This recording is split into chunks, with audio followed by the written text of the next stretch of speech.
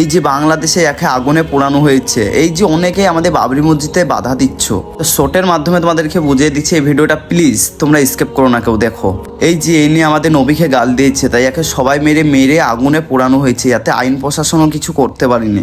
আমরা বাবরি মসজিদ করছি আর কিছু কিছু হিন্দুরা বলছে করতে দেবো না, কিন্তু আমাদের হাইকোর্ট থেকে পাস দিয়ে দিচ্ছে, তবুও কিছু কিছু মানুষ লাফাইছে। বিশেষ করে এই আপু হচ্ছে হিন্দু, তাই এই নিয়ে আমাদের বাবরি মসজিদের স্থানের এখানে ভিক্ষা করতে এসেছে। ইনার উপরে কিরকম অত্যাচার হচ্ছে চলো আমরা একটু জেনে নিই।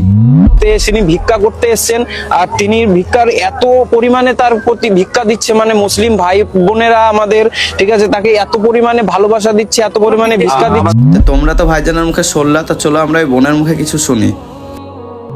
এখানে আছেন, আপনি ভিক্ষাবৃত্তি করছেন, আপনার কোনো সমস্যা হচ্ছে?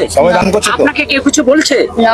এখানে বুঝতে পারছেন মুসলিমরা কোনো টর্চারিং বা কোনো আপনার চাপ সৃষ্টি কিচ্ছু করছে? তোমরা পুরো ভিডিওটাই দেখলে, ওই বোনেরও কথা শুনলে, তা আমি শর্টের মাধ্যমে তোমাদেরকে কিছু কথা বলছি। তা দেখো, আমাদের পৃথিবীতে যে কোনো ধর্মেরই হোক না কেন, কোনো ধর্মেরই কিন্তু সব মানুষ খারাপ নয়। ইয়াইতে কিছু কিছু মানুষ খারাপ আছে, যেমন আমাদের মুসলিম ধর্মে, খ্রিস্টান ধর্মে, হিন্দু ধর্মে, যে কোনো ধর্মেরই কিছু কিছু মানুষ খারাপ আছে, আর তাদের জন্যই দেশে বেশি ঝামেলা সৃষ্টি হয়।